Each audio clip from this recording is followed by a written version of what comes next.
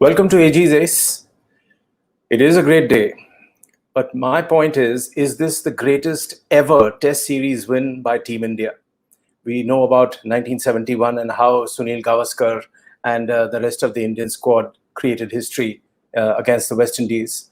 There have been other notable wins, but where emotion is concerned, where the fighting spirit is concerned, where resilience is concerned, where team lessons are concerned, this was an absolutely magnificent win. It is my pleasure to be talking about this. I just want to run over a couple of pointers where this win is concerned. We all know the facts and the stats, having watched the match all day and celebrated with the boys.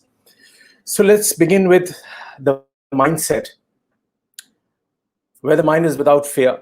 We've heard that quote before. And this is possible because times have changed. Sunil Gavaskar, in an interview today, made a very important point, and he says that the cricketers these days are able to sustain themselves through cricket. It is a career option, and they don't have to hold on to other bank jobs or various other jobs and fear that if they do not perform on the field, they might lose that job, they might lose their livelihood. So that used to be a big fear in the 70s and 80s. I've interacted with a lot of players, and they have mentioned about the fact that how that particular job that they held outside cricket sustained them. So like Mr. Gavaskar says, that fear is no longer there. They've been freed from that fear. So the emoluments have changed.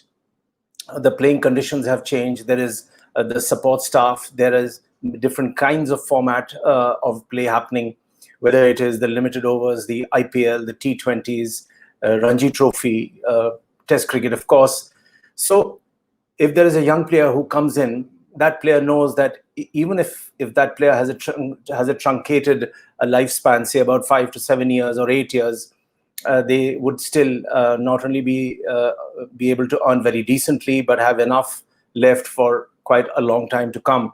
And that opens up options of business and other avenues. So that is an important point to remember. And that more or less also signals the fact why the mind is without fear. That fearlessness hasn't happened on its own. It has happened because of a couple of contributory factors. Then there is the impact of the limited overs and the IPL. That has been spoken about repeatedly. What has it brought in? Audacious stroke play, incredible fitness, competing with the best in the world, the support staff, improved training methods, the yo-yo test, and what have you. You have a man like Virat Kohli, who has transformed his whole body, gone vegan, has put out videos of himself lifting weights, doing the gym sessions, and he has led by example where fitness is concerned, and the kind of incredible fitness that he has attained is an envy of many all over the world. Other skippers would like to emulate him, follow him, and his example is being quoted. So he's one of the main triggers also. Look at the fielding skills of today. I still remember watching a couple of matches with Mohammad Azharuddin. We were doing a cricket show called Silly Point back in time, and he would always say, Ki chase karna aana chahiye. You should know how to chase, because if you cannot run on the cricket field, he believed you shouldn't be there. So look at Ravindra Jadeja. Easily, if not one of the best, he is easily one of the finest fielders in Test cricket. That run out that he triggered of Steve Smith, running in from deep mid-wicket, almost to square, hitting the stumps in one go. Magnificent. It was absolutely magnificent. And it's such a pleasure to see something like that. Back in time, there was John T. Rhodes, but that was another time. Of course, he dived and ran out in Zawamul Haq. But these are very different times, and the batsmen, they run like the wind. The role of Rahul Dravid is very important. Kudos should be given to him. He should be congratulated for devoting his time and space and his efforts to develop Indian cricket.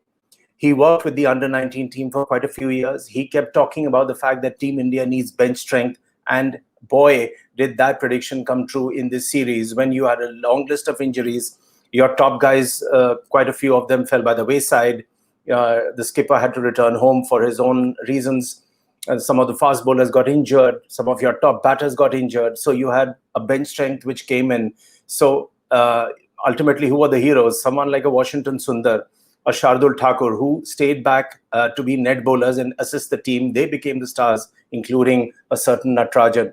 So isn't that magnificent? And I believe that the work and the work ethics that Rahul Dravid has instilled among the younger players should be thought of, should be considered, and he should be celebrated for having put in a tremendous amount of effort.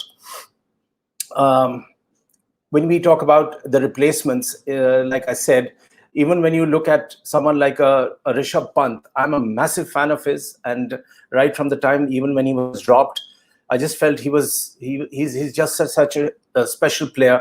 He should always be part of the team, and well, if not as a wicketkeeper batsman, then like most commentators are saying, the professionals, that as a pure batsman, he is an absolute delight. He's one of those who doesn't even flinch while metaphorically looking down the barrel of a gun. He's that kind of player, and he proved it in this tremendous Gabba win. The role of Ravi Shastri. So I can count Ravi to be a friend. We've met quite a few times. We've had interesting chats. We all know his public persona, but he has been, ever since he took up this job as a coach, he has been vilified. He's been called overweight. He's been called disinterested. He's been caught sleeping. When a match was on, there were one or two shots of his. So maybe the guy dozed off, but he has not been spared. The trolls have been at him, and they said he was unfit for the job. But look at what Ravi Shastri did. When the team was out for 36, all of us were heartbroken. All of us were terrified that, my God, there's this entire series ahead. What will happen to the team? Quite a few comments came in from the Aussies, of course, dampening the spirits even further. So Ravi Shastri played a quiet hand. He instilled that sense of self-belief among the boys. He encouraged them to go on. And like he said, even after the win, that his message to the boys was on the final day that you take on session by session. Don't worry about the result. If you think that a ball has to be hit, you hit. And he did say that Rishabh Pant has a mindset of his own. He went in for a win. He says, so it takes a complete mixed bag for a result like this to emerge. But Ravi Shastri's role has been that of a father figure, a leader, a guy who sort of lends massive support to the players when they need it. And these are young kids. They are young boys, 21-year-old, 23 years old. They look up to Ravi, and kudos to Ravi Shastri for that turnaround, and a lot of credit should be given to him. Skipper Ajinkya Rahane, who has often not even found a place in the team. What a magnificent job he did. He remained calm. He remained composed. He made the right changes on the field. He rang in the right calls, promoted some of his players like Pant, and the end result is there for all to see. There is something very old-fashioned about Ajinkya Rahane. Doesn't over-celebrate the victory, even after the Gabba and the series, when he remained quiet and impassive. So there was Rohit Sharma, who was celebrating next to him, hugged him. So then there was a smile on his face. So he's old world. He brings in that calm. He brings in that order.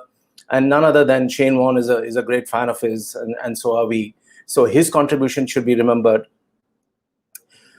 There has to be credit for resilience and trench fighting, what they say, trench warfare, that when the fighting gets dirty, there are some guys who hang in there, who never give up. So the first name that comes to mind is Cheteshwar Pujara. It's strange that in this country, a man who takes so many blows, who bats for a long time as part of a strategy to wear down the Aussie bowlers so that the younger kids can come and blast away, is vilified here. There have been so many attacks on Pujara, which is such a crime shame. An absolutely magnificent player, ignored being hit, ignored the pain. Even today, he took a huge blow on his finger. One doesn't know whether the finger is dislocated or fractured, but he, through that pain, kept on and gave India a chance. The other guy is Hanuma Vihari, who, again, many said, who is Hanuma Vihari? Where has he come from? Till he hung in there for over 4 hours with a grade 2 hamstring injury and gave India a chance to draw the series, which ultimately led to the series win. These are guys one needs to remember. Ravindra Jadeja took a hit on his thumb, got it dislocated. These guys took a lot of body blows. Ravi Ashwin kept getting hit here, there, and again hung in there with a bad back. Please remember, he later said he even found it difficult to bend down and tie his shoelaces. So these are heroes. So they showed that resilience and the fighting spirit is a terrific thing to have. Of course, towards the end, if you look at the injury list, I just want to skip through, but it's important to mention Ravindra Jadeja with a dislocated thumb, Hanuma Vihari with a grade 2 hamstring injury, Ravichandran Ashwin, who bowled more than 134 overs in the series, the most by an Indian bowler, suffered from acute back spasm, couldn't bend to even tie his shoelaces.